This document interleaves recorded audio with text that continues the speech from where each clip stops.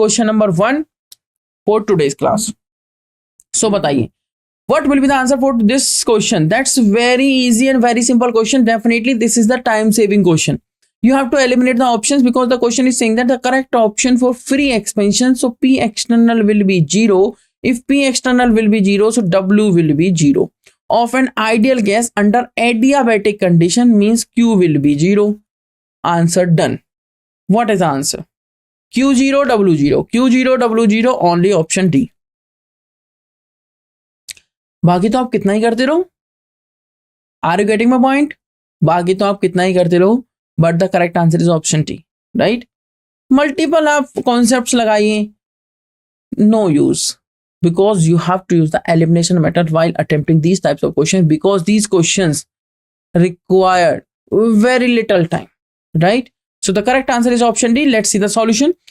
Free expansion of ideal gas means P external is equal to 0 or W is equal to minus P external del V. That means W should be 0 because P external is 0.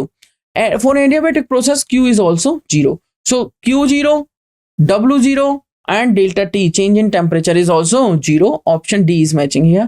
Are you ready for the question number 2? Quickly reply in the chat box, everyone. Yes, are you ready for question number 2? That will be very easy. This is the answer, the another part of question number 1. Delta E is equal to Q plus W. We know that very well. First law of thermodynamics. Delta E is equal to 0 because Q 0 और W भी 0. तो delta E is equal to NCV dt. Delta E अगर 0 है, Q अगर 0 है, तो delta T क्या हो गया? 0 और W भी क्या हो गया? 0. NCV dt का मतलब क्या हो गया? डेल्टा E अगर 0 है तो इसका मतलब क्या हुआ? NCV dt, मतलब चेंज इन टेम्परेचर भी क्या आ गया आपका? 0. चेंज इन टेम्परेचर भी क्या आ गया? 0. Okay, let's quickly try this question number 2. This is again very easy question. Question is saying that an ideal gas expand isothermally. It means delta T is 0. From this is volume 1. This is volume 2. In the previous class, मैंने आपको yesterday की class में ये बताया था. I told you that how can you learn this meter cube and liter milliliter conversions? Because मैं आपको एक simple mnemonic देता हूँ. You can understand like 1 metre ऊंची, 1 मीटर चौड़ी एंड 1 मीटर लंबी एक टंकी है, पानी का टैंक है जिसमें 1000 लीटर वाटर आ सकता है. तो 1 मीटर क्यूब का मतलब हो गया 10 की पावर 3 लीटर. सो 1 लीटर का मतलब हो गया 10 की पावर माइनस 3 मीटर क्यूब. तो मतलब ये कोई बहुत ज्यादा वैल्यू नहीं लिखी हुई है. दिस इज ओनली 1 लीटर और दिस इज आप कैलकुलेट कर सकते हो, राइट? दिस इज आप उसे कैलकुलेट कर सकते हो. एट 300 केल्विन पर वो कह रहा है against a constant pressure.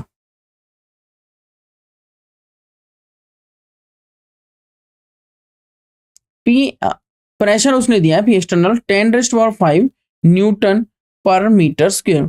Work done on the gas is, work done on the gas is, आपने कहा पॉजिटिव होगा, तो पॉजिटिव होगा तो मतलब नेगेटिव वाले 2 ऑप्शंस मैंने एलिमिनेट कर दिए. बहुत अच्छा, ऐसे भी आप एलिमिनेशन मेथड का यूज कर सकते हैं. बाकी आंसर पर डिपेंड करता है. आंसर आपका आ जाएगा -900 जूल. तो आपने कहा पॉजिटिव, तो इस तरह की मिस्टेक्स आपको नहीं करनी है. इस तरह की मिस्टेक्स आपको नहीं करनी है, क्योंकि अगर आप इतनी जल्दी से मिस्टेक्स कर जाएंगे तो फिर कैसे काम चलेगा. आइडियल गैस एक्सपेंड कर रही है आइसोथर्मली, तो वहां पर जो वर्क डन होगा, work done on the gas है, work done on the gas, work done on the gas is -900 क्या रहेगा? जूल. तो ऑप्शन सी मैच कर जाएगा. कौन सा ऑप्शन? Option C. ध्यान रखना है, ये सिली मिस्टेक्स होती हैं, ये टाइप की मिस्टेक आपको नहीं करनी है. ओके, तो work done on the gas आप यहां पर देख सकते हो कि W is equal to minus P external dV, और dV क्या हो जाएगा? V final minus V initial. मतलब V फाइनल कितनी थी आपकी? 10⁻⁻2 और V इनिशियल कितनी है? 10⁻3. जब इसको माइनस करेंगे तो -2 -3 बेस, ये तो इस तरीके से माइनस हो पाएगा क्या? क्विकली बताइए. इधर लिखा हुआ 10⁻5, सॉरी 5 -10⁻5, और यहाँ पे लिखा हुआ 10 की पावर -2 और ये लिखा हुआ 10 की पावर -3. इसको कैसे हम माइनस करें? बहुत इजी सा कॉन्सेप्ट है. अब कुछ बच्चे क्या करेंगे, जो कॉमन मिस्टेक बताता हूँ मैथमेटिक्स की, बेसिक मैथमेटिक्स है ये, ध्यान से समझिएगा. बेसिक मैथमेटिक्स की मिस्टेक्स हम क्या करेंगे? 10 की पावर -2 माइनस 10 की power -3 basis same, power add हो जाएंगी, बन जाएगा 10 की power -5. Very wrong, very wrong. ऐसा कैसे कर सकते हैं आप? बेस सेम है तो मल्टीप्लाई करने पर पावर ऐड या सब्ट्रैक्ट हो सकती है, मल्टीप्लाई या डिवाइड करने पर, राइट? बट अगर आपने यहाँ पे नेगेटिव करना है, माइनस करना है, सब्ट्रैक्ट करना है, तो आप क्या करेंगे, इसको चेंज करेंगे किस में, इसको लिखेंगे 10⁻²। इसको एक काम करिए, चेंज करिए 1/100 में। Yes, that should be the perfect approach, right. अब इसको आप कितनी स्पीड से कर सकते हैं, वो आपका टाइम सेविंग हो जाएगा और वो आएगा प्रैक्टिस से। इसको आप डायरेक्टली भी कर सकते हैं, 10 से मल्टीप्लाई, 10 से डिवाइड, और भी स्पीड आप इंक्रीज कर सकते हैं। अभी मैं आपको सॉल्व करके दिखा रहा हूँ। जब आप इसे सॉल्व करेंगे, एलसीएम आ जाएगा आपका कितना, 1000। अगर वो भी नहीं करना तो आप 10 से डिवाइड, 10 से मल्टीप्लाई करिए, तो यहाँ पे आपको बच जाएगा 10 - 1 9/1000। इस तरीके से आप कर सकते हैं, जिसको मल्टीप्लाई करना है -10⁵ से। जब ये 1000 ऊपर जाएगा तो ये बच जाएगा 10⁻², और जो कि हो जाएगा -900 जूल। अब वो टाइम सेविंग के अकॉर्डिंग आप कितनी स्पीड से इसे कर सकते हैं, that totally depends on you, और वो टोटली डिपेंड करती है प्रैक्टिस ऑफ क्वेश्चंस पर, ठीक है। तो आंसर आपका आ जाएगा -900 joule. Is it clear everyone? I hope this is clear. आप क्विकली इन क्वेश्चंस को सॉल्व करिए। और question number 3, question number 3 is very easy question. कह रहा है reversible expansion of an ideal gas under isothermal, मतलब टेम्परेचर dt इज 0 और एडियाबैटिक मतलब Q is 0 or as shown in figure. आप एक चीज सोचिए, वर्क डन एडियाबैटिक में ज्यादा होगा या आइसोथर्मल में?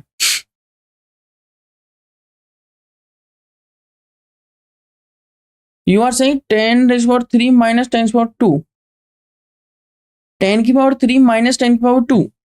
This should be the work done in the previous question.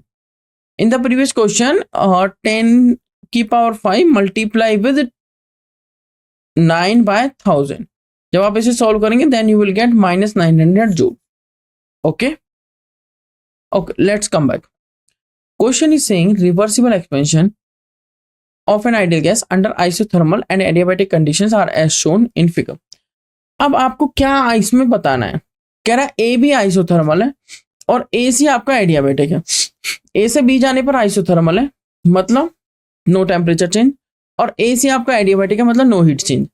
Which of the following option is not correct?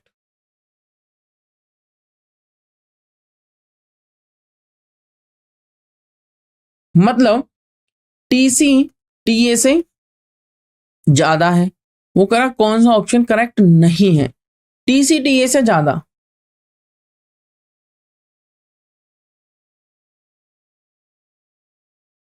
यहां पे लिखा हुआ है पीए टीए वीए, यहां पे लिखा हुआ है पीबी टीबी वीबी, यहां पे लिखा हुआ है इस पॉइंट पे PC VC TC. Okay, you are saying option C, that means TA TB के इक्वल है। तो एक आइसोथर्मल एक्सपेंशन और एक एडियाबैटिक एक्सपेंशन है, तो उस केस में क्या होता है मैं आपको दिखा देता हूं। ऑप्शन 3 का आंसर होगा ए, मतलब टीसी क्या होगा, टीए से कम होगा, ज्यादा नहीं होगा। तो ये स्टेटमेंट रॉन्ग होगी। ये स्टेटमेंट क्या है, रॉन्ग, क्योंकि ग्राफ एसी से रिप्रेजेंट कर रहा है एडियाबैटिक रिवर्सिबल एक्सपेंशन को। तो work is done on the expansion of internal energy, right. Work जो किया जाता है वो किया जाता है एक्सपेंशन ऑफ इंटरनल एनर्जी में, और जो इंटरनल एनर्जी है वो सोलली डिपेंड करती है इस पे, टेम्परेचर पे। So therefore there is a decrease in internal energy and temperature also decreases. Temperature भी क्या डिक्रीज हो जाएगा, टेम्परेचर डिक्रीज हो जाएगा।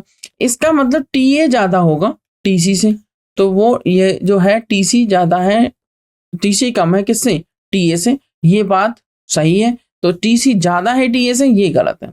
Delta S isothermal, delta S adiabatic, बिल्कुल ठीक है। टीए टीबी के इक्वल हो सकता है, ठीक है।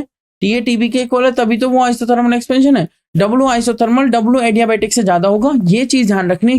ग्राफ से दिख रहा है कि वर्क आइसोथर्मल में ज्यादा होता है हमेशा as compare to the work adiabatic, as compare to the adiabatic work, ठीक है। एरिया अंडर द आइसोथर्मल वाला थोड़ा ज्यादा है और एरिया अंडर एडियाबैटिक वाला थोड़ा कम है। क्लियर? चलिए मूव करेंगे। तो इस क्वेश्चन का आंसर होगा ऑप्शन 3 का ए। ए जो है वो है रॉन्ग, ठीक है, रॉन्ग ही उसने पूछा था। क्वेश्चन नंबर 4 सॉल्व करिए। आई होप क्वेश्चन नंबर 3 सभी को क्लियर होगा। Let's move to this question number 4। Who will solve this question very quickly? Let's see कौन कौन इसका आंसर मुझे बताएंगे। This question is easy question, this is from NEET PYQs, right. I have chosen important PYQs for you based on different concepts. Question is saying that a gas is allowed to expand in a well-insulated container against a constant external pressure of 2.5 atmosphere.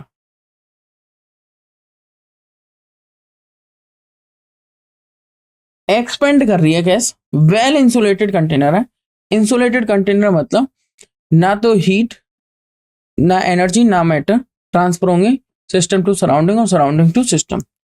कह रहा है from an initial volume V1 से V2, कह रहा है change in internal energy of the gas in joules will be. इससे easy question क्या होगा बताइए?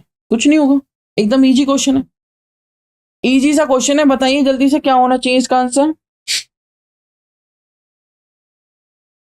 पी एक्सटर्नल पता है, चेंज इन इंटरनल एनर्जी पूछा हुआ है, ठीक है.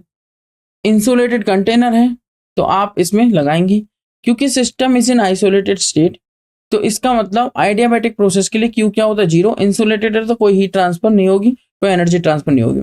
डेल्टा यू का फॉर्मूला होता है क्यू प्लस डब्ल्यू, क्योंकि क्यू जीरो है तो डेल्टा यू डब्ल्यू के इक्वल हो गया, और डब्ल्यू होता है माइनस पी डीवी. पी आपको दे रखा है एक्सटर्नल, पी एक्सटर्नल वो पुट करेंगे माइनस 2.5 एटमोस्फेयर इनटू ये आपको दे रखी है V2 और ये आपको दे रखी है V1, तो 4.5 माइनस 2.5 कितना आ गया? 2, और 2 इंटू 2.5 कितना आ गया? 5, और 1 लीटर एटमोस्फेयर इक्वल होता है आपका कितना? 101.3 जूल, या आप सीधा बोल सकते हैं शॉर्ट में 100 जूल. ठीक है, कितना बोल सकते हैं? 100 जूल, या 101 एग्जैक्ट बोल सकते हैं 101.3 जूल. ठीक है, तो ये हो गया. मल्टीप्लाई करने पे आ रहा है आपका 506.5, 506.5, तो ये आपका आंसर मैच करेगा 505 जूल माइनस में. तो आपका आंसर कौन सा हो जाएगा? 505 जूल नेगेटिव में. तो option B, very good answer. Answer match करेगा option B. Let's move to the next question number 5. Let's, this is again very easy and simple question. आपको सॉल्व करना है. Tell me the answer. I am reading the question for you. Question is saying that the heat of combustion of carbon, okay, to CO2. Carbon का combustion किया गया है और CO2 produce हो रही है. हीट ऑफ कंबशन जो है वो है 393.5 किलो जूल पर मोल. पहले आपको रॉ डेटा को अच्छे से पढ़ना होता है. The heat release upon formation of 35 gram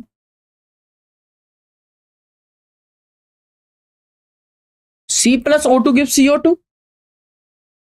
35.2 gram CO2 बनने में 35.2 gram of CO2 from carbon and oxygen gases कितनी हीट रिलीज होती है? आपको इस हीट ऑफ कंबशन की हेल्प से वो बात कैलकुलेट करनी है. How can you relate these two things, heat of combustion और हीट रिलीज को? तो देखो, C plus O2 gives CO2 plus 393.5 kilo joule पर मोल, मतलब 12 ग्राम कार्बन 44 ग्राम ऑक्सीजन के साथ कंबाइन कर रहा है, और आपका 12 ग्राम कार्बन 32 ग्राम ऑक्सीजन के साथ कंबाइन कर रहा है, और आपको 44 ग्राम कार्बन डाइऑक्साइड बन रहे हैं. तो मतलब 44 ग्राम कार्बन डाइऑक्साइड बनता है 12 ग्राम कार्बन से, तो 35.2 ग्राम कार्बन डाइऑक्साइड बनेगा कितने से?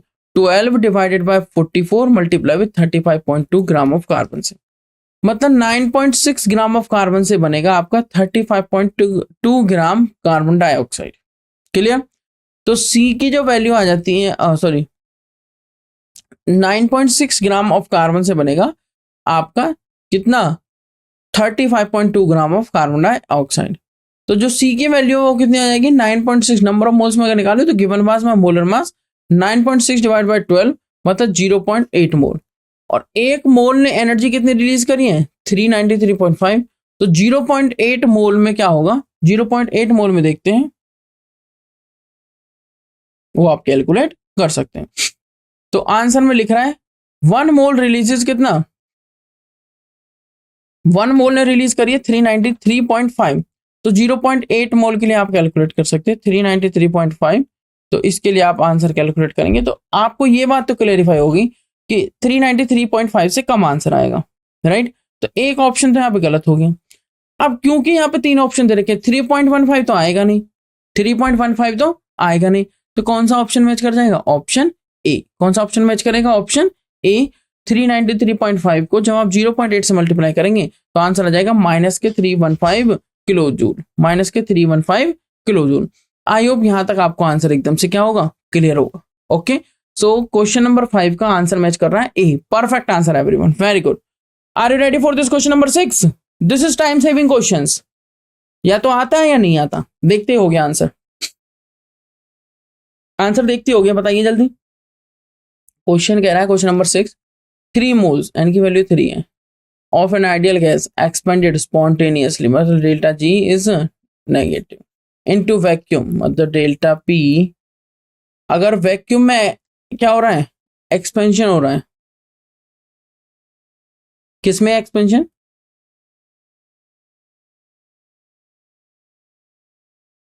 वैक्यूम में। इसका मतलब अगर एक्सपेंशन वैक्यूम में होता है तो वर्क डन होता है 0।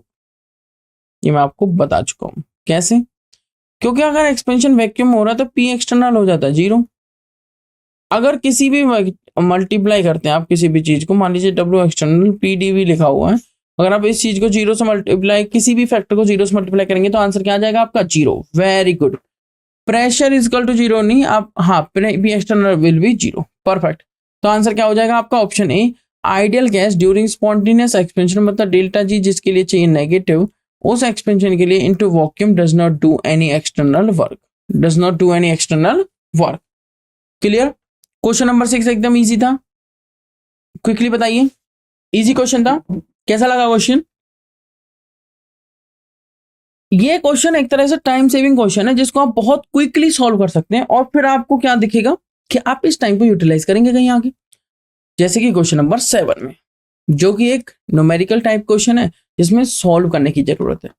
कह रहा है bond dissociation enthalpy of H2Cl2, मतलब H बॉन्ड को ब्रेक करने के लिए जो एनर्जी देनी है वो देनी है 434 किलो जूल पर मोल।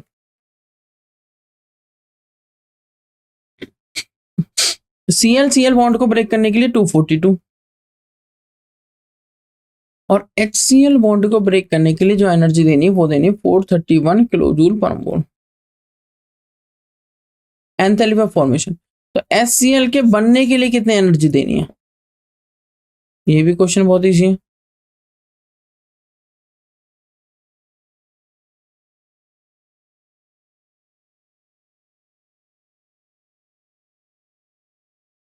बताइए क्या आंसर होना चाहिए, किलो जूल पर मोल आएगा यहाँ पे। एकदम से इजी क्वेश्चन है, सॉल्यूशन देख लेते हैं। क्वेश्चन नंबर 7 का जो आंसर होगा वो सी होगा। The reaction for formation of HCl हम लिख सकते हैं H2 plus Cl2 gives 2 HCl, मतलब HH प्लस Cl कंबाइन हो रहे हैं 2 HCl देने के लिए। सब्सटीट्यूटिंग द गिवन वैल्यूज, आपको दे रखी है वैल्यूज, तो हमें एंथैल्पी ऑफ फॉर्मेशन मिल जाएगी of HCl। Delta HF HCl is equal to bond enthalpy of HH plus bond enthalpy of ClCl, मतलब reactants minus products minus 2 into bond enthalpy of HCl। तो 434 plus 242 minus 2 into 431, आपका answer match कर जाएगा solve करने पे 186 kilo joule. Enthalpy of formation, ये 186 kilo joule 2 के लिए है, उसने 1 मोल के लिए पूछा, तो enthalpy of formation for 1 mole of HCl कितने हो जाएगी, 186 divided by 2 minus 93 kilo joule. तो जो आंसर मैच करेगा वो करेगा ऑप्शन सी। कौन सा आंसर मैच करेगा, option C. Very good everyone, option C. तो आपको जल्दबाजी में कोई और आंसर मैच नहीं करना है, तो ये ध्यान रखना है, ऑप्शन सी आंसर आपका क्या करेगा, match. Correct answer is C. Are you ready for the question number 8?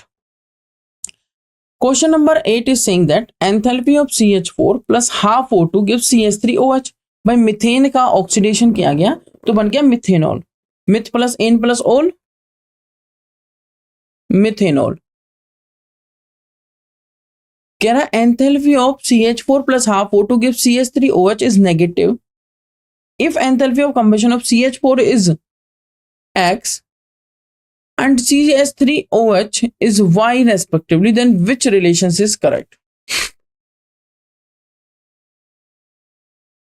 एकदम इजी क्वेश्चन, बताइए क्या आंसर होना चाहिए क्वेश्चन नंबर 8 का। अभी मैंने क्वेश्चन आपको कराए हैं, उन्हीं से रिलेटेड चल रहा है, एंथैल्पी बेस्ड क्वेश्चन। तो कह रहा है ऑप्शन ए मैच कर देंगे, the enthalpy of combustion is always negative. Combustion के टाइम पे हीट रिलीज होती है, मतलब डेल्टा H क्या रहता है उसका, नेगेटिव। मतलब CH4 plus 2O2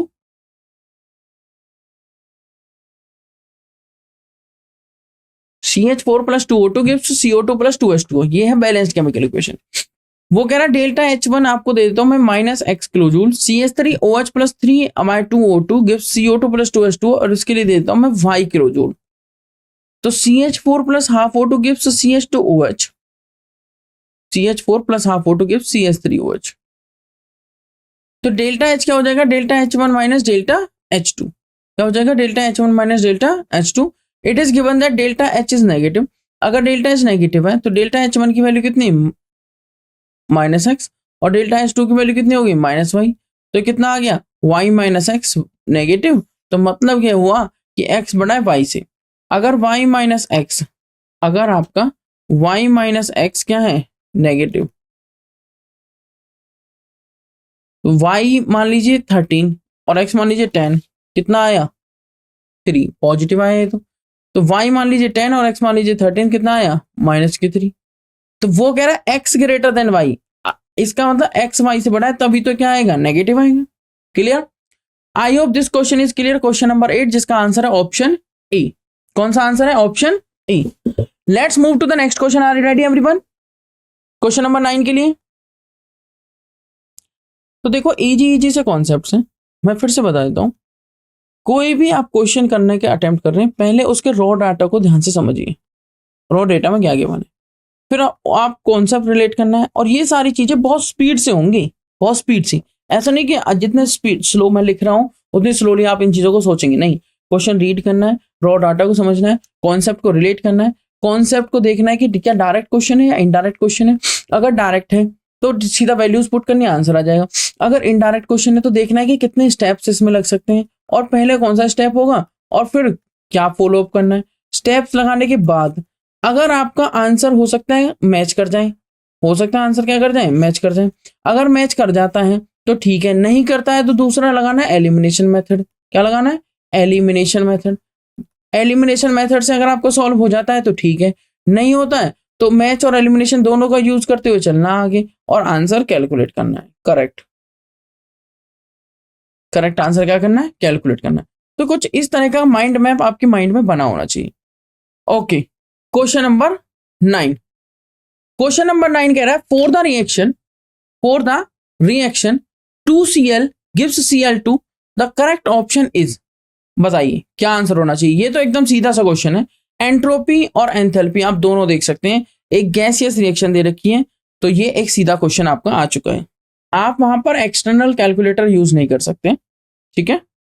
so question कह रहा है for the reaction 2Cl gives Cl2 the correct option is. एक बात तो यहां से क्लियर है कि 2 से 1 बन रहा है, 2 से 1 डिग्री ऑफ रेंडमनेस और डिसऑर्डरनेस कम हो रही है, ऑर्डर्ड अरेंजमेंट बढ़ रही है, रेंडमनेस कम हो रही है, मतलब एंट्रोपी कम हो रही है।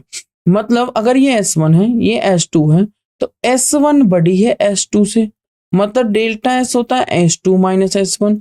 तो S1 बड़ा है तो डेल्टा S क्या आ गया, नेगेटिव। नेगेटिव मतलब लेस देन 0, नेगेटिव मतलब लेस देन 0। अगर डेल्टा S लेस देन 0 है तो इसका मतलब ये ऑप्शन और ये ऑप्शन एलिमिनेट हो गए।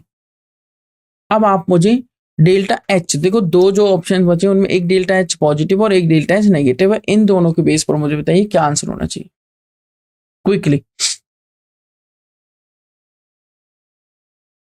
बताइए।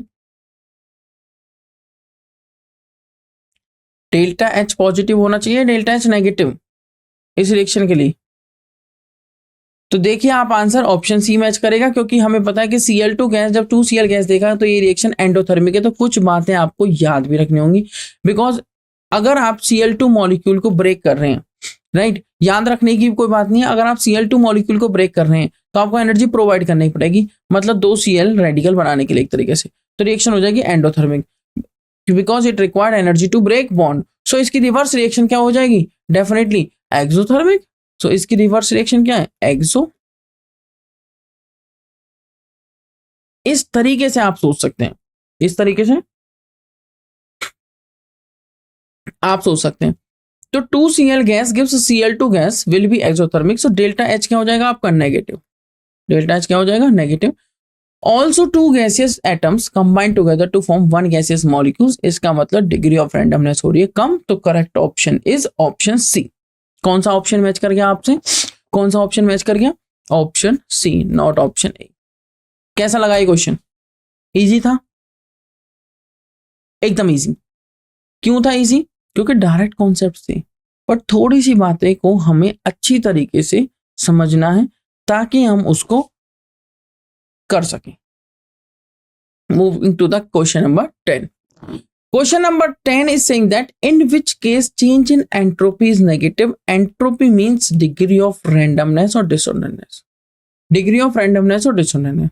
अच्छा, जितनी ज्यादा रैंडमनेस, जैसे एक क्लास में बच्चे बैठे हुए एकदम से बेल लग गई तो और एकदम से वो ग्राउंड में चले गए सारे बच्चे, तो रैंडमनेस बहुत ज्यादा होगी। तो और पहले वो अरेंज थे, ऑर्डर्ड थे, एक पर्टिकुलर बेंच पे पर्टिकुलर स्टूडेंट बैठा हुआ था, ठीक है, तो डिग्री ऑफ रैंडमनेस और डिसऑर्डरनेस उस टाइम पे बढ़ गई थी। अब वो कह रहा है किस केस में एंट्रोपी वो नेगेटिव रहेगी। एंट्रोपी नेगेटिव का मतलब है डिग्री ऑफ रैंडमनेस और डिसऑर्डरनेस कम होनी चाहिए, मतलब पहले ज्यादा फिर कम, ठीक है। कम कब होगी, जब रैंडम जब क्या होगा, ऑर्डर्ड अरेंजमेंट बढ़ जाएगी। इवेपोरेशन ऑफ वाटर का मतलब है वाटर लिक्विड से गैस में कन्वर्ट हो रहा है, लिक्विड से गैस में, गैस में लिक्विड में पार्टिकल्स तो भी थोड़े बहुत क्लोज होते हैं, बट गैसेस में तो बहुत ज्यादा दूर होते हैं, बहुत ज्यादा लार्ज डिस्टेंस होता है उनके बीच में, ठीक है। Interparticle space is very large, interparticle force of attraction is very less, negligible, जिसका मतलब गैस के केस में तो इंक्रीज हुई अरेंजमेंट, मतलब रैंडमनेस, ठीक है। लिक्विड से गैस जाने पर रैंडमनेस क्या हुई, increase. Expansion of gas at constant temperature, वो खुद से कह रहा है कि एक्सपेंशन हो रहा है, तो इसका मतलब क्या हुआ, increase. Sublimation of solid to gas, इनका मतलब क्या हुआ, सब्लिमेशन का मतलब बताइए क्या हो रहा है, solid to gas, randomness increase. 2 से 1 बन रहा है, रैंडमनेस डिक्रीज, रैंडमनेस डिक्रीज। तो correct option is option D, correct option is option D. जब भी सॉलिड से लिक्विड या लिक्विड से गैस चेंज होगा तो रैंडमनेस इंक्रीज होगी, या सॉलिड से गैस भी चेंज होगा तब भी रैंडमनेस क्या होगी, इंक्रीज होगी। क्लियर। तो बहुत सारे फैक्टर्स से जो वहां पर काम कर रहे थे वो हम इजीली उन्हें अटेम्प्ट कर सकते हैं। तो correct answer is option D, मतलब 2 से 1 होने का मतलब है, 2 से 1 होने का मतलब है रैंडमनेस कम हो रही है और डिग्री ऑफ डिसऑर्डरनेस कम हो रही है, तो नंबर ऑफ मोल्स डिक्रीज कर रहे हैं, देयरफॉर एंट्रोपी भी क्या करेगी, डिक्रीज। क्योंकि अगर ये S1 है और इसका S2 मान लेता हूं तो S2 कम है, S1 ज्यादा है, और डेल्टा S तो S2 माइनस S1 होता है, मतलब अगर S1 ज्यादा है तो नेगेटिव वाला पार्ट ज्यादा है, मतलब वैल्यू आनी हमेशा नेगेटिव। बताइए इससे इजी क्वेश्चन क्या होगा, कुछ भी नहीं होगा, यही क्वेश्चन इजी।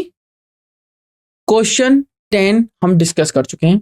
10 क्वेश्चंस में 10 डिफरेंट कॉन्सेप्ट्स हमने लगाए हैं। 10 डिफरेंट कॉन्सेप्ट्स के हेल्प से हमने जो ओवरव्यू लिया था चैप्टर का, उन पॉइंट्स को भी और डिटेल में समझा है, right. So are you ready for the next question, so let's moving to the next question. Easy, perfect. Question number 11। अब थोड़े से क्वेश्चन न्यूमेरिकल टाइप के आएंगे, ध्यान से समझना है, बट ये इजी होंगे, बहुत ज्यादा हार्ड नहीं होंगे। सिर्फ आपको कॉन्सेप्ट्स को जो मैं रिवाइज करा चुका हूं उनको रिकॉल करना है अपने माइंड में। एक बार अगर आपके कॉन्सेप्ट्स आपके माइंड में रिकॉल हो जाते हैं, अप्लाई करना है, जैसे कि मैंने आपको एक फॉर्मेट बताया था, रॉ डाटा, ध्यान से समझना है, कॉन्सेप्ट को रिलेट करना है, रिलेट करने के बाद उसको मैच अगर ऑप्शंस कर जाते हैं ठीक है, नहीं करते तो एलिमिनेशन मेथड यूज करना है और क्वेश्चन को सॉल्व करना है। कह रहा था enthalpy of fusion of water, enthalpy of fusion of water मतलब डेल्टा FH वाटर के लिए आपको दे रखी है 1.435 kilo calorie per mole. Molar entropy change for the melting of ice at 0 degree Celsius बता दीजिए, क्या बता दीजिए, molar entropy change for the melting of ice at 0 degree Celsius. एक बात तो क्लियर है, मोलर एंट्रोपी चेंज से उसने पूछ ली, मेल्टिंग ऑफ आइस का मतलब है सॉलिड से लिक्विड जाना, सॉलिड से लिक्विड जाने का मतलब है एंट्रोपी विल इंक्रीज, है ना। तो सीधा सा फॉर्मूला आपको रिलेशनशिप यूज करनी है, जो फॉर्मूला हमारा होता है delta S equal to delta H/T, और टेम्परेचर वगैरह सारा कुछ दे रखा है। एंट्रोपी कैलकुलेट करनी है तो डेल्टा H का फॉर्मूला क्या होता है, डेल्टा H आपको दे रखा है 1.435 इंटू 10⁻³ किया गया है, किसके लिए, 10⁻³ किया गया है किलो कैलोरी को कैलोरी में चेंज करने के लिए, और टेम्परेचर दिया गया था 0 डिग्री सेल्सियस, जिसको हमने चेंज कर दिया 273 केल्विन में, क्योंकि केल्विन से सेल्सियस और सेल्सियस से केल्विन हम कन्वर्ट कर सकते हैं। नॉट ओनली दिस, हम केल्विन से फ़ारेनहाइट, फ़ारेनहाइट से सेल्सियस, सेल्सियस से डिग्री केल्विन, फ़ारेनहाइट से केल्विन, हम ये भी कन्वर्ट कर सकते हैं। जब आप इसे सॉल्व करेंगे तो आपका आंसर आ जाएगा 5.260 कैलोरी पर मोल कैल। आपकी ये 1.435 की यूनिट क्या है? 1.435 की यूनिट आप देख सकते हैं वो है कैलोरी पर मोल। जब 1.435 की यूनिट कैलोरी पर मोल है और नीचे क्या है? केल्विन, तो इसकी यूनिट बन जाएगी calorie mole inverse kelvin inverse. क्या यूनिट आ जाएगी? Calorie mole inverse kelvin inverse. Very good answer, option C आपका आंसर मैच कर जाएगा, जो कि होगा 5.260 कैलोरी पर मोल पर केल्विन। ठीक है, क्वेश्चन नंबर 11 भी आपका एक अच्छा और इजी क्वेश्चन था, बट इसमें कॉन्सेप्ट रिलेट करना था। ठीक है, moving to the next question number 12। If the enthalpy change for the transition of liquid water to steam, if the enthalpy change, कहां से कहां ट्रांजिशन हो रहा है? लिक्विड वाटर, मतलब लिक्विड फॉर्म से हम कहां जा रहे हैं? गैसियस फॉर्म में। एंथैल्पी चेंज जो है वो दे रखी है आपको 30 किलो जूल पर मोल, 30 किलो जूल पर मोल एट 27 डिग्री सेल्सियस। ठीक है, लिक्विड से गैस के कन्वर्जन को हम बोलते हैं वेपोराइजेशन, मतलब डेल्टा वेपोराइजेशन एच आपको दे रखा है 30 किलो जूल पर मोल, जिसको आप चेंज भी कर सकते हो 30 इंटू 1000 जूल पर मोल, ये बन जाएगा 30,000 जूल पर मोल। ठीक है, वेरी गुड, 30,000 जूल पर mole. You are saying 300 kelvin, but option में 300 केल्विन, अच्छा ओके, आपने टेम्परेचर को कन्वर्ट कर दिया 273 ऐड करके, तो टेम्परेचर आपका बन जाएगा 300 केल्विन। परफेक्ट। कह रहा है एंट्रोपी चेंज बता दो, सीधा क्या बता दो? Entropy change. अभी तो हमने कहा डेल्टा एस का फॉर्मूला होता है डेल्टा एच बाय टी, और एच यहाँ पे कौन सी दी हुई है? वेपराइजेशन वाली, डिवाइडेड बाय टी, तो डेल्टा एस आपका आ जाएगा the entropy change for the process. आप बोल सकते हो डेल्टा वेपराइजेशन एस आ जाएगा, ऐसे भी बोल सकते हो डेल्टा वेपराइजेशन एस। क्यों? क्योंकि वेपराइजेशन के लिए ही तो एंट्रोपी चेंज हो रहा है, क्योंकि सॉलिड से लिक्विड से गैस जा रहे हैं, तो लिक्विड से गैस जाने पे एंट्रोपी इंक्रीज होगी, एंट्रोपी पॉजिटिव रहेगी, क्योंकि S1 कम रहेगा, S2 ज्यादा रहेगा। क्लियर? और जब आप S2 माइनस S1 करेंगे तो ज्यादा में से कम माइनस करने पे value will be positive. So delta vaporization जो S रहेगा, that means delta vaporization of S will be delta vaporization of H value is 30,000 kilo joule पर मोल। गलत, 30,000 जूल पर मोल, बिकॉज किलो जूल को already हम convert कर चुके हैं जूल में, डिवाइडेड बाय 300 केल्विन। 300 केल्विन जब इसको हमने सॉल्व किया तो क्या आंसर मैच कर रहा है आपका? क्विकली बताइए। डेल्टा वेपराइजेशन इज 100 जूल पर मोल पर kelvin. Option D, perfect answer everyone. The correct answer is option D, because delta H is given to you, that is 30 kilojoule per mole, and temperature is 273 plus 27, that is 300 Kelvin. So delta ST आपका क्या हो जाएगा? Delta HT divided by T। Delta S जो T है, T किसके लिए लगाया? Transition के लिए। T किसके लिए लगाया आपने? ट्रांजिशन के लिए। And delta H, delta vaporization H भी बोल सकते हैं, and you can also say delta vaporization S, that is entropy change during this phase transition, and delta vaporization H क्या? enthalpy change during this phase transition, that is changing from liquid to gas. Okay, so you can put all the values and you will find 3 into 10 raised to 4. You can write like this. Also आप कैसे लिख सकते हैं? 30,000। क्या लिख सकते हैं? 30,000 divided by 300. You will get your answer, that will be 100 joule per mole per Kelvin. Easy. So what is the answer for this particular question number 12? The correct answer is option D. Very good answer everyone. Let's move to the question number 13. Question number 13 is again a very simple and easy question, because ये वही time saving question है जो मैं आपको बार बार repeat करता हूं, that you have to save time, right, while attempting these types of questions. The question is saying that a reaction, this is a gas phase reaction, PCl5 is in gas form at equilibrium, and then you are getting PCl3 gas plus Cl2 gas. So you can see this is 1 mole. कितने मोल? 1 मोल। ये कितना मोल? 1 मोल। ये कितना मोल? 1 मोल। Product side 2 moles हैं और reactant side 1 मोल है, तो 1 से जा रहे हैं 2। इंक्रीज हो रहा है नंबर, रेंडमनेस बढ़ रही है, डिग्री ऑफ डिसऑर्डरनेस बढ़ रहा है। अगर रेंडमनेस इंक्रीज हो रही है, डिसऑर्डरनेस इंक्रीज हो रही है, तो एंट्रोपी इंक्रीज हो रही है. It means entropy increases. Quickly answer match करिए. Okay, you are saying option C. Okay, so entropy increases. Entropy क्या हो रही है? इंक्रीज. एंट्रोपी इंक्रीज का मतलब एक बात तो क्लियर होगी कि डेल्टा एस यहाँ पर होना चाहिए पॉजिटिव, मतलब डेल्टा एस जो कि S2 माइनस S1 होता है वो होना चाहिए पॉजिटिव, ग्रेटर देन 0, बिकॉज ये अगर S1 है तो ये S2 और S2 बड़ा है और S1 छोटा है. यहाँ से ये बात तो क्लियर होगी. तो डेल्टा एस क्या आ जाता है? डेल्टा एस आपका आ जाता है greater than 0. Greater than 0 because S2 बड़ा है S1 से. S2 इज लार्ज बिकॉज आपका S2 क्या है? S2 लार्ज है किससे?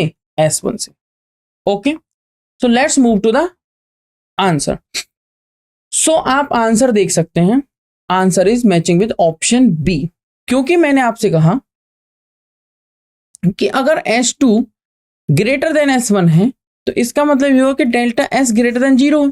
इसका मतलब C तो मैच ही नहीं करेगा, ना आपका D मैच करेगा, ना आपका A मैच करेगा. ये तो टाइम सेविंग क्वेश्चन था. ऑप्शन बी मैच कर गया, खत्म. कह रहा है डेल्टा H ग्रेटर देन 0. सिर्फ एक ऑप्शन मैच कर रहा है, डेल्टा S ग्रेटर देन 0, वो की है ऑप्शन बी. तो correct answer is option B. Okay, correct answer is option B. PCl5 equilibrium में डिसोशिएट हो रहा है PCl3 एंड Cl2 में. The reaction given is an example of decomposition reaction and we know that decomposition reactions में आपको क्या provide करना होता है? एनर्जी सप्लाई करनी होती है. दैट मीन्स डेल्टा H इसके केस में क्या होगा? पॉजिटिव होगा. इट मीन्स आप कह सकते हैं डेल्टा H क्या होगा आपका? पॉजिटिव. और पॉजिटिव का मतलब ग्रेटर देन 0, मतलब रिएक्शन होगी एंडोथर्मिक. मतलब रिएक्शन कैसी होगी? एंडोथर्मिक. ठीक है, I hope this is clear to you. So option B इसका करेक्ट आंसर होगा. Getting? The reaction given is an example of decomposition reaction and हमें पता है कि decomposition reactions are endothermic in nature because अगर किसी कंपाउंड को आपको ब्रेक डाउन करना है तो you have to supply energy. Now I am moving to the next question, that is question number, एक बार 13 का नेक्स्ट पार्ट देख लेते हैं. तो डेल्टा एन क्या हो जाएगा? 1 + 1 2 - 1 जो कि आ गया +1. तो more number of molecules are present in product side. So इसका मतलब जो रैंडमनेस है वो ज्यादा हुई है. तो डेल्टा एस भी क्या है? पॉजिटिव. डेल्टा एस अगर पॉजिटिव है तो ऑप्शन बी आपका मैच कर जाएगा. कौन सा ऑप्शन मैच कर गया? Option B. Let's move to the question number 14. Question number 14 क्या कह रहा है? डेल्टा एच मैं आपको दे देता हूं, दैट इज 35.5 किलो जूल पर mole and delta S is also given, that is 83.6 joule per kelvin per mole. The reaction is spontaneous at, कब स्पॉन्टेनियस होगी reaction? At what temperature? Very simple, you know Gibbs-Helmholtz equation. Solve this question quickly everyone. Take your notebooks. Delta G is equal to delta H minus T delta S. Temperature you have to tell. So you can see delta H is given, delta S is given, and the question is saying that reaction should be spontaneous. That means delta G must be greater than 0. If you are saying delta G, so you can put delta H minus delta T S here. Delta H minus T delta S. For a spontaneous reaction, delta G must be negative. That means it should be less than 0. If delta G is greater than 0, it means reaction will be non-spontaneous. If delta G is equal to 0, it means if delta G is equal to 0, reaction is at equilibrium. So delta H minus T delta S less than 0. You can write delta H is equal to, not is equal to, delta H less than T delta S. You can see delta H by delta S, this T. That means you can calculate this ratio and it should be less than T. It should be less than T. So if you are calculating, delta H is given 35.5 kilojoule per mole. You can change by multiplying with 10 raised to the power 3 into joule per mole. And delta S is given 83.6 joule per Kelvin per mole. Why am I changing this delta H? Because if you are not changing kilojoule to joule, so you can't cancel these values. While calculation, during the calculation आपको क्या करना है? Unit same रखनी है. Then you can calculate this value. Whatever the value you will get, you can calculate the answer according to that. Right? So option A, B, C or D. What should be the right answer? I am telling you the solution. You can see delta H is given to you 35.5 kilojoule per mole and you can convert this value 35.5 into 1000. So you will get 35 and then 00. Why 00? Because if you will remove this decimal, you will get this 10 and multiply with 1000. You can see 1000 का जो 10 है वो यहाँ से इस एक zero से cancel हो जाएगा and you will get 35500 joule per mole. Delta S is given to you, that is 83.6 joule per Kelvin per mole. According to Gibbs-Helmholtz equation, delta G is equal to delta H minus T delta S. For a reaction to be spontaneous, delta G होना चाहिए negative. So you can see delta H must be less than T delta S. It means T greater than होना चाहिए delta H by delta S से. ये तो मैंने आपसे कहा था कि delta H by delta S का रेशियो कम होना चाहिए T से. जब आप इस वैल्यू को सॉल्व करेंगे, so the given reaction will be spontaneous जब टेम्परेचर ज्यादा होगा. कब? 425 केल्विन से. क्या होगा? जब टेम्परेचर ज्यादा होगा 425 केल्विन से, जब तब ये रिएक्शन क्या होगी? स्पॉन्टेनियस होगी. तो correct answer is option A. Perfect. Let's move to the next question, that is question number 15. Again, the question number 15 is very simple. The correct thermodynamic conditions for the spontaneous means delta G must be less than 0, मतलब delta जी होना चाहिए negative. और delta G negative होने के लिए at all temperatures की बात हो रही है. मैं आपको केस बता देता हूं. हमें ये एक बात बताए कि delta G is equal to होता है delta H minus T delta S. अगर डेल्टा जी को नेगेटिव लाना है तो डेल्टा एच को क्या रखना होगा? नेगेटिव. और डेल्टा एस को क्या रखना होगा? पॉजिटिव. अब किसी भी टेम्परेचर पर अगर हम बात कर लें, अगर डेल्टा एस पॉजिटिव है तो टी डेल्टा एस वाला फैक्टर ये पूरा आएगा नेगेटिव, और डेल्टा एच ऑलरेडी नेगेटिव है. अब चाहे आप लो टेम्परेचर पे बात करें, मीडियम पे बात करें या हाई पे बात करें, डेल्टा जी हमेशा क्या आएगा? नेगेटिव. मतलब डेल्टा एच जब लेस देन 0 है और डेल्टा एस जब ग्रेटर देन 0 है, इन दो केसेस में, मतलब इस केस में आपका डेल्टा जी नेगेटिव आएगा हमेशा एट ऑल टेम्परेचर. जब डेल्टा एच क्या है? मतलब एंडोथर्मिक रिएक्शन है लेस देन 0, और वो सिर्फ एक ही केस में, not A not B not D, और डेल्टा एस पॉजिटिव है. तो ऑप्शन सी आपका करेक्ट हुआ. Perfect. Are you getting this question? Question number 15 का क्या आंसर होगा? C. According to Gibbs Helmholtz equation, आप सॉल्यूशन भी देख सकते हैं. Delta G is equal to delta H minus T delta S. For a spontaneous reaction delta G must be negative always, which is possible only if delta H is less than 0. That means negative. It means not endothermic. Reaction should be exothermic. Sorry for that. Reaction should be exothermic. And delta S must be greater than 0. So at this condition, reaction will be spontaneous at all temperature because you will get the value of delta G less than 0. It means delta G will be negative. I hope आपकी ये बातें समझ में आई होंगी. Move करेंगे question number 16 पे, जो कि एकदम इजी क्वेश्चन है. कह रहा है for vaporization of water at 1 atmospheric pressure the values of delta H and delta S आपको गिवन है. The temperature when gives energy change for this transformation will be 0. कह रहा है delta G will be 0. Delta G is equal to होता है delta H minus T delta S according to Gibbs Helmholtz equation.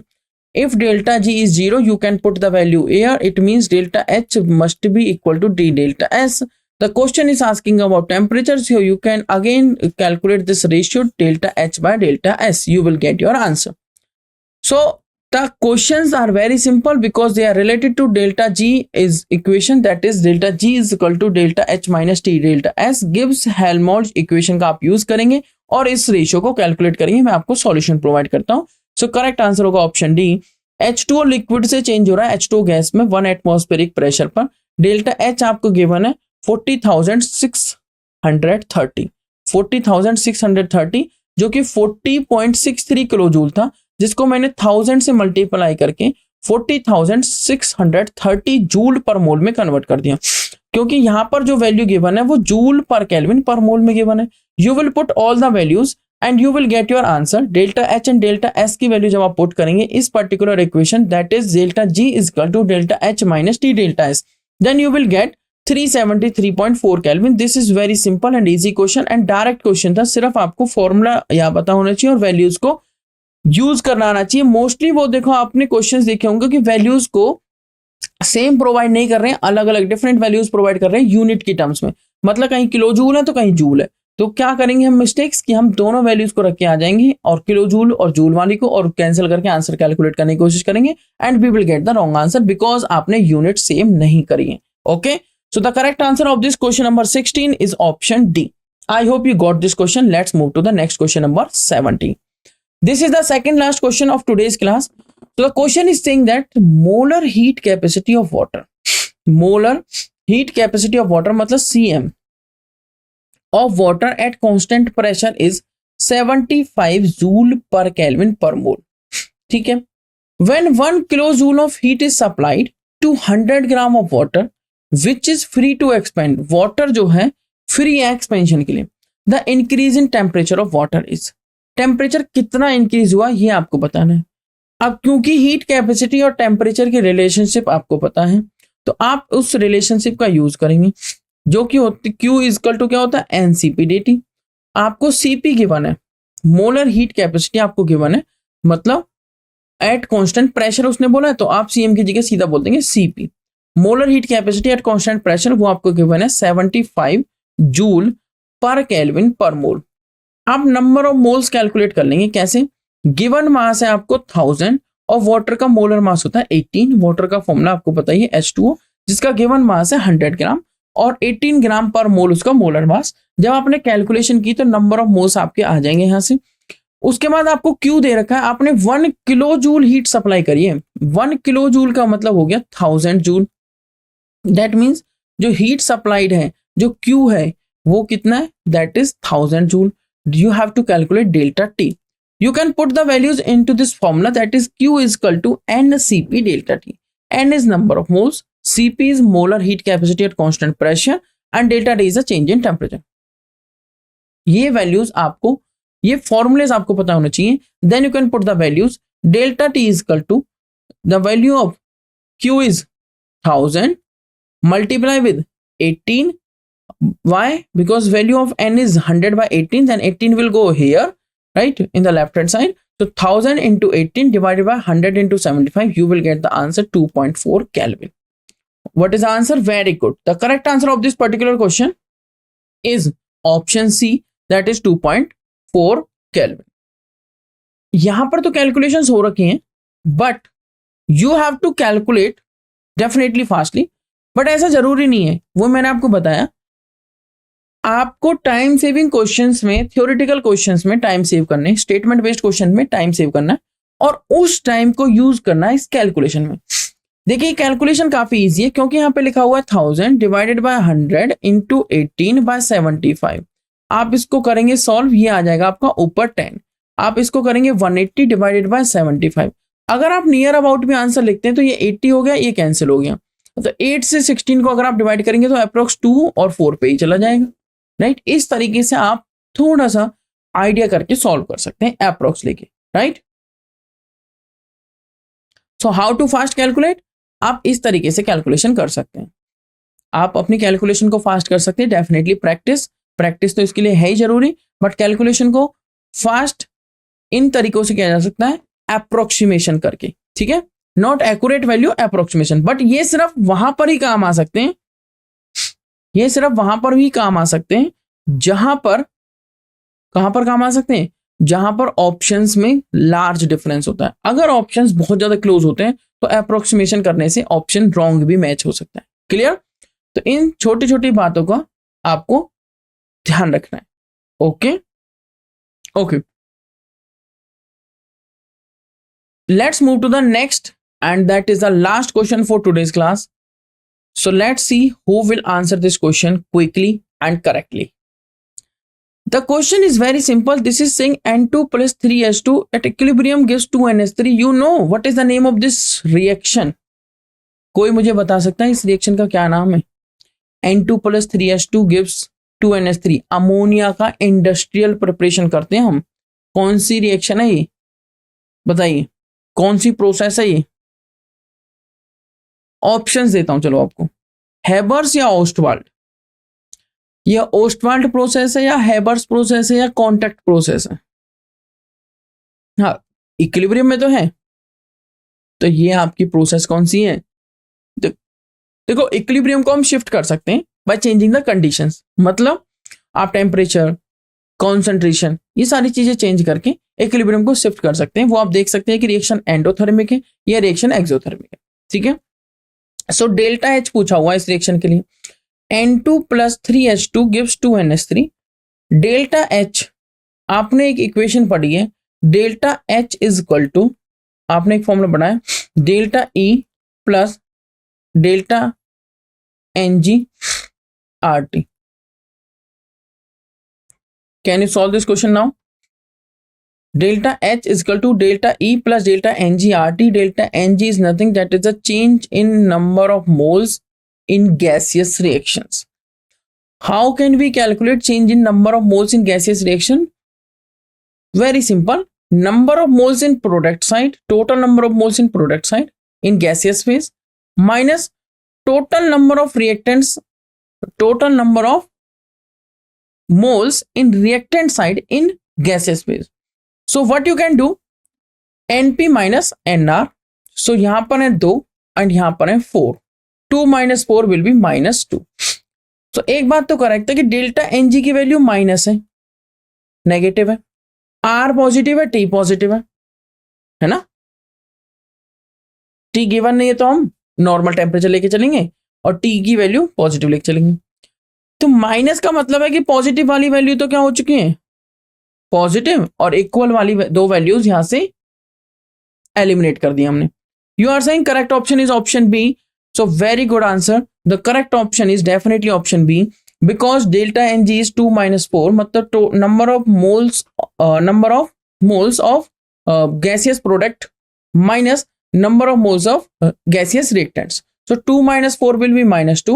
When you will put the -2 into this formula, delta H is equal to delta E minus delta NgRT. So value of delta Ng is -2. You can put this value delta E. This is plus, okay? So delta E and delta Ng value is minus. So plus -2 RT plus minus becomes minus. So delta E -2 RT. So the option matching is option B. Delta H is equal to delta E -2 RT. I hope you got this question. This is very easy question. So आज जो भी हमने concepts पढ़े हैं उनके basis पर हमने सारे क्वेश्चंस को प्रैक्टिस किया है. ओके, इसी टाइप से आपको प्रीवियस ईयर क्वेश्चंस को प्रैक्टिस करना है. अप्रोच का ध्यान रखना है, कॉन्सेप्ट्स को रिवाइज करना है, अप्रोच सही से लगानी है, जहां पर यूज हो एलिमिनेशन मेथड यूज करना है. और उसके अलावा आप क्या यूज कर सकते हैं, उसके अलावा आप कैलकुलेशंस को फास्ट करने की ट्रिक्स भी यूज कर सकते हैं और कुछ निमोनिक्स आपको अपनी तरफ से बनाने जिन्हें आप यूज कर सकते हैं. ठीक है, so this is all about this today's class. Thank you so much everyone. मिलेंगे आपसे अब नेक्स्ट क्लास में. तब तक के लिए thank you. Have a good day, nice day, take care.